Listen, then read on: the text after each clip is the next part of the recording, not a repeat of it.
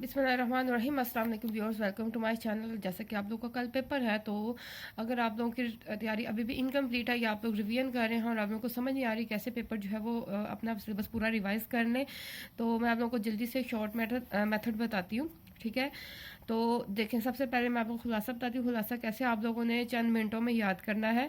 खुलासा जो है वो आप लोगों ने क्या करना है, ये जो भी आप लोग खुलासा रिवाइज कर रहे हैं, आप लोग उसको ध्यान से फुल फोकस के साथ, बस इसमें फोकस ज़रूरी है। अगर आप लोग जल्दी जल्दी लर्न करना चाह रहे हैं, रिवाइज करना चाह रहे हैं या याद करना चाह रहे हैं, अभी तक आप लोगों ने नहीं किया, तो उसके लिए फुल फोकस ज़रूरी है। आप लोगों ने नहायत ध्यान से, नहायत तवज्जो के साथ, फुल अटेंशन के साथ आप लोगों ने एक दफ़ा पूरा खुलासा रीड करना है।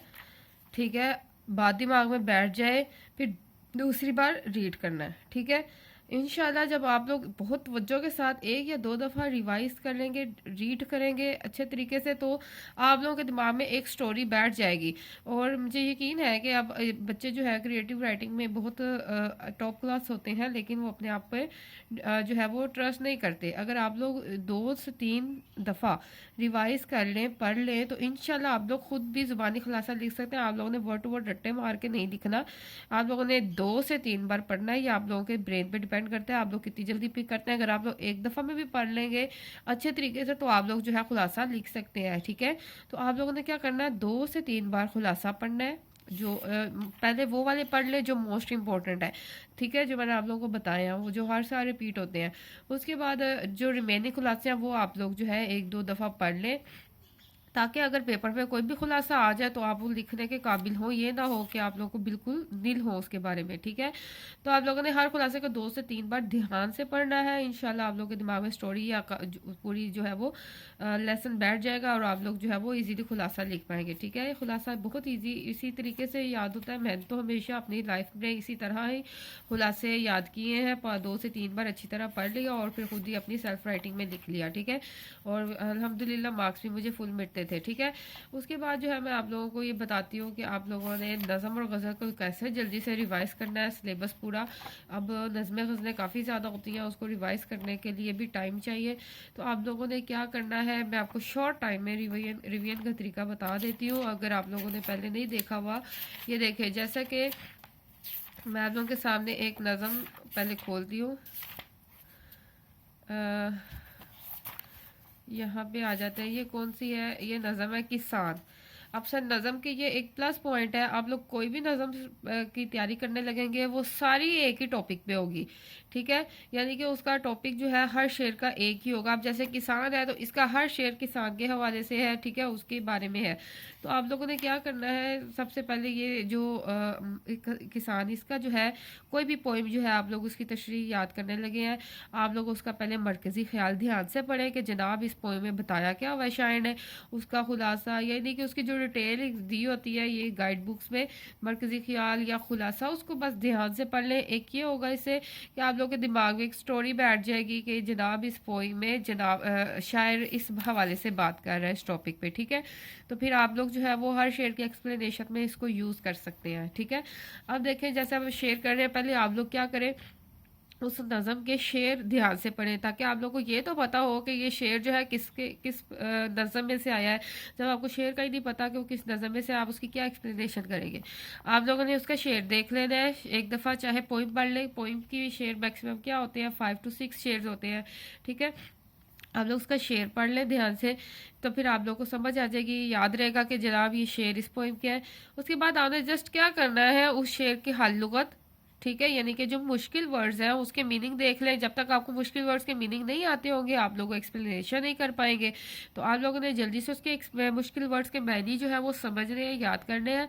पेपर में थोड़ी लिखने हैं, लेकिन एक्सप्लेनेशन के लिए आपको ज़रूरी पड़ेंगे। तो आप लोगों ने उसकी मुश्किल वर्ड्स के मायने समझ लेने हैं, याद कर लेने हैं। उसके बाद जस्ट आप लोगों ने उसका मफहूम याद करना है, या फिर उसको जिस तरह भी आप लोग लेते हैं समझना है, रीड करना है, कि आप लोगों को समझ आ जाए कि जनाब इस शेर में ये बात हुई हुई है। ठीक है, तशरीह अगर पढ़ने का टाइम है तो पढ़े, नहीं तो छोड़ दे। जस्ट उसका हल लुगत और मफहूम याद करें और उस नज़म का मरकज़ी ख्याल या खुलासा पढ़ लें, ताकि आप लोग जो है एक्सप्लेन कर सके। ठीक है, आप लोग के दिमाग में कुछ बातें बैठ जाएं और आप लोग जो है उसको एक्सप्लेन कर सके। ठीक है, मफहूम जो आप लोग याद करेंगे उसी को आप लोगों ने तशरीह में लिखना और फिर अगले एक लाइन में पूरा मफहूम लिखे, उसके बाद आपने जस्ट उसी को ही एक्सप्लेन करते जाना है। तो एक पैसेज लिखा होता है एक्सप्लेनेशन का, तो आप लोग ईजिली कर पाएंगे। ठीक है, इसी तरीके से आपने सारी नज़में फॉलो करनी है। जैसे ही नज़म की तैयारी या रिवीजन करने लगे, पहले आप लोग उसका मरकज़ी ख्याल, उसका खुलासा पढ़ लें, ताकि आप लोग के दिमाग में एक्सप्लेनेशन करने के लिए कुछ डाटा सेव हो जाए और आप लोग के दिमाग में कंसेप्ट बैठ जाए इस पोइम का कि किस हवाले से इस शायर ने बात की है। फिर आप लोगों ने उस शेर का मफहूम और हल लुगत, ये दो चीज़ें बस कर लेनी है।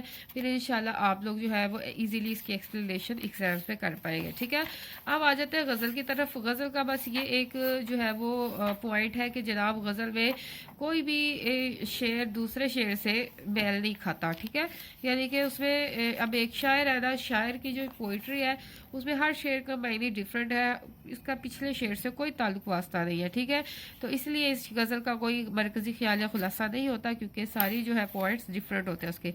तो गज़ल का आप लोगों ने क्या करना है, फिर गज़ल आप लोगों ने बस ये याद रखना है, पहले आप लोगों ने जिस शायर की भी गज़ल पढ़नी है, पहले आप लोग उसके गज़ल के सारे इशार पढ़ लें, ये याद रखने के लिए कि जनाब ये शायर ये शेर जो है इस गज़ल का है, इस शायर का है। ठीक है, ताकि आपको शायर का नाम याद रहे। ठीक है, आपने पहले गज़ल के सारे शेर एक दफ़ा दिमाग में बिठा लेने हैं, पढ़ लेने हैं। ठीक है, उसके बाद फिर आप लोगों ने इसकी तशरीह क्या करनी है, सिंपल गज़ल की तशरीह बहुत इजी होती है, वर्डिंग भी बहुत इजी होती है, नज़म में थोड़ी सी डिफ़िकल्ट होती है। तो आप लोगों ने इसकी जस्ट लुगत पढ़ लेनी है और मफहूम पढ़ लेना है।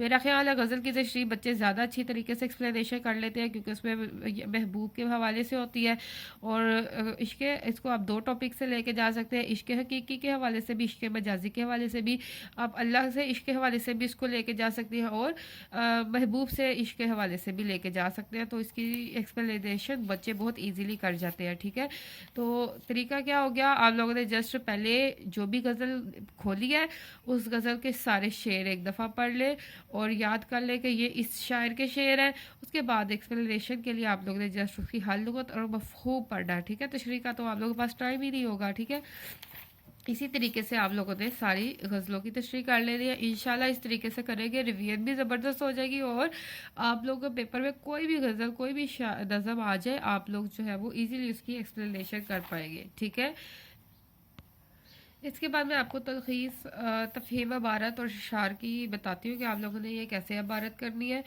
तो जनाब इसका बहुत आसान तरीका है, आप लोगों को जस्ट एक इबारत दी जाती है और आप लोगों से क्वेश्चन पूछा जाता है और आप लोगों ने उसको इबारत में से उसका आंसर देना होता है।